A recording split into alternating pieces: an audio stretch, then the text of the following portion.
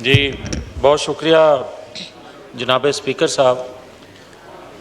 Sir आजकल जो ख़ास तौर पर बात हो रही है और कहा जा रहा है कि 90 डेज़ में इलेक्शन होने चाहिए, इससे कोई इनकारी नहीं है, मगर आज हालात जिस नहज पे पहुंच गए हैं, आज मुल्क में जो इंतशार, आज मुल्क की माशी दाखिली खारजी सूरत हाल, इसको देखते हुए भी कोई अगर ज़िद करे इलेक्शन होने चाहिए तो हो जाने चाहिए।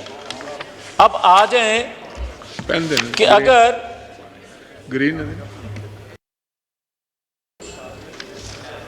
जी जावेद लतीफ़ साहब। सर ये अगर सर गुजारिश है कि अगर 2002, 2008, 2018 मेरी क़यादत को इलेक्शन से बाहर रख के इलेक्शन होते रहे, आरटीएस बंद होता रहा और इसके लिए सहूलतकारी होती रही, मगर किसी को कानून आइन का ख्याल इसलिए शायद ना आया कि वो मेरे साथ हो रहा था, मगर वो बर्दाश्त कर लिया।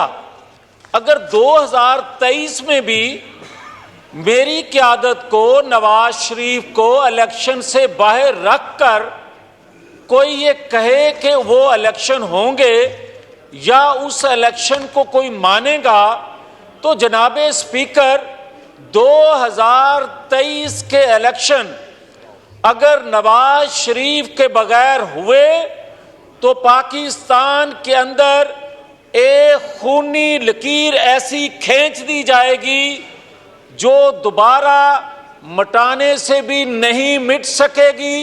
पाकिस्तान के अंदर जुल्फ़कार अली भुट्टो को फांसी दे के, और आज बड़ा एहतराम है हमें, बड़ा एहतराम है हमें अदारों का, हमें मोहतरम अदलिया का भी बड़ा एहतराम है, मगर कोई ये बताना पसंद फरमाएगा कि मौलवी तमीज़ुद्दीन अगर उस वक्त जस्टिस मुनीर वो जजमेंट ना देते, या अगर दी तो क्या उसको कोई जज कहेगा?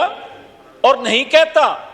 और क्या उसके बाद जस्टिस सज्जाद अली शाह, राणा साहब इजाजत है जी, मेहरबानी। Order in the house please, no cross talk.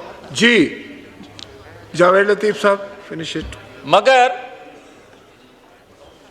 Justice Sajjad Ali Shah, जो कहा जाता है कि मुस्लिम लीग पर इल्जाम है कि सुप्रीम कोर्ट पर हमला किया गया, अगर 3-4 गमलों को टूटना सुप्रीम कोर्ट पर हमला है, तो फिर आज बताया जाए supreme court, high court, civil court पर ज़मान पार्क के दहशत गर्द ने कितनी दफा हमला किया और कितनी दफा FIR हुई, कितनी दफा तौहीने अदालत हुई, मगर उस वक्त तौहीने अदालत की FIR हुई, हमारे लोग डिस्क्वालीफाई हुए, मगर आज तो अगर छतों पे चढ़ के, अगर दीवारों पे चढ़ के, अगर गलेलों से, डंडों से, अगर वहां आंसू गैस का इस्तेमाल हो, वहां नारेबाजी हो, उसको अगर कहते हैं कि ये supreme court, high court, civil court का वो इस्तकबाल करने आया है, फूल निछावर करने आया है,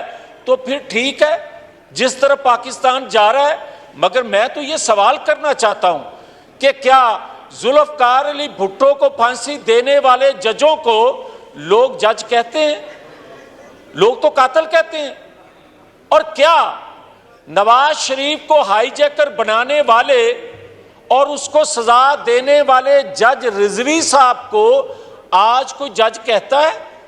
और क्या नवाज शरीफ को ताहयात नाअहल करने वाले जो जज हैं उनको आज भी कोई जज कह रहा है? और क्या पाकिस्तान के अंदर आप जब चाहें जिस पे तलवार चलाना चाहें जो चलवाना चाहे वो चला दें और उसके बाद कोई जी जारी रखें, order in the house please. उसके बाद कोई उनको भी ना पूछे और वो तसलसल जारी है। आप मुझे ये बताएगा कोई जो हमें भाषण देते हैं कि आईन कानून की पासदारी होनी चाहिए, तो फिर मुझे आज एक बात बता दें। मैं एक तालिब इल्म के तौर पे मैं नहीं जानता, मैं कम इल्म हूं, मुझे ये कोई बताए कि क्या अगर कोई दफाई अदारा मार्शल लॉ लगाता है तो उसको आईनी कवर देने वाली ये पार्लियामेंट है या साथ वाली बिल्डिंग में बैठे मोहतरम जज साहबान हैं? और क्या अगर आर्टिकल 6 आईन तोड़ने वाले जर्नैलों पे लगना चाहिए, जो हमने एक दफा लगाया और उसके असरात अभी तक भुगत रहे हैं, मगर क्या उसको कवर देने वाले जो जज साहबान हैं उन पे आर्टिकल 6 नहीं लग सकता? क्या वो आईन तोड़ने वालों को तहफ़्फ़ुज़ नहीं देते? और कल एक बात हुई है, कल एक वजीर कानून साहब ने एतराफ़ किया कि हमें मजबूर किया गया, साबक जो अदारे के सरबराह थे और उनके कहने पे 2 जजेस को हमने वोट किया, जूनियर जजेस को, और वो आज सुप्रीम कोर्ट के जज हैं। मैं गुजारिश करूंगा जी कि अगर अब किसी पर्दादारी की तो जरूरत नहीं है, उनके नाम बता देने चाहिए, उन दोनों जजेस के नाम बताने चाहिए और किस बना पे साबका सरबराह जो थे अदारे के, किस वजह से उन्होंने वो 2 नाम दिए और उनका हदूद दरबा जो है वो इस पार्लियामेंट को पता चलना चाहिए, इनके इल्म में होना चाहिए कि वो हमारी पाकिस्तानी कौम की किस्मत के फैसले करने वाले जो हैं। और मैं एक जनाब स्पीकर आपकी खिदमत में ये भी अर्ज करना चाहता हूं, जस्टिस सजाद अली शाह का बड़ा जिक्र होता है।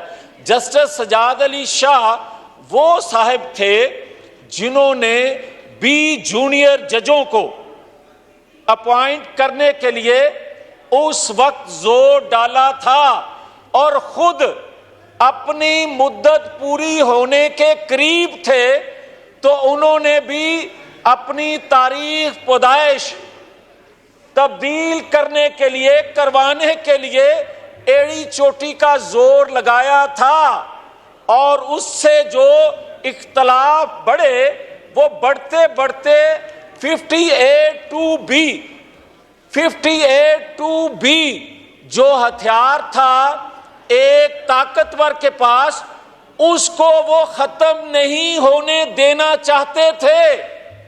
उसके बाद भी कहा जाए कि जनाब उस अदारे के साथ टकराव, उस लड़ाई जो है वो मुस्लिम लीग ने की। तो मैं आखिर में एक गुजारिश करना चाहता हूं, मैं ये अर्ज करना चाहता हूं जनाब स्पीकर कि जस्टिस शौकत सिद्दीकी, उसका क्या गुनाह है? आप मोहतरम जस्टिस काजी फायज ईसा के खिलाफ जो पिछली हुकूमत ने रेफरेंस दायर किया था, जो कि बदनीति की बुनियाद पे था, वापस लिया गया, तो जस्टिस शौकत सिद्दीकी जो एक पहला कतरा था, जिन्होंने कहा कि बेंच किस तरह बनते हैं, जनरल फैज किस तरह मेरे पास आए और जिसके जुर्म की पादाश में उसको हटा दिया गया, आज तक उसको जो सहूलत मिलनी थी रिटायरमेंट की भी वो नहीं मिल सकी। पिछली हुकूमत ने जो रेफरेंस दायर किया था, मौजूदा हुकूमत को वो रेफरेंस वापस लेना चाहिए। थैंक यू जावेद लतीफ साहब।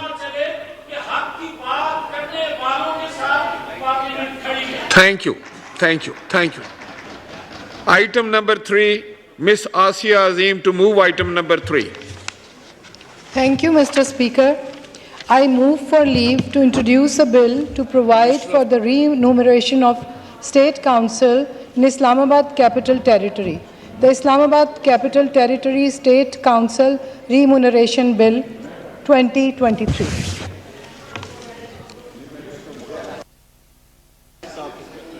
जी मुर्तजा जावेद अब्बासी साहब,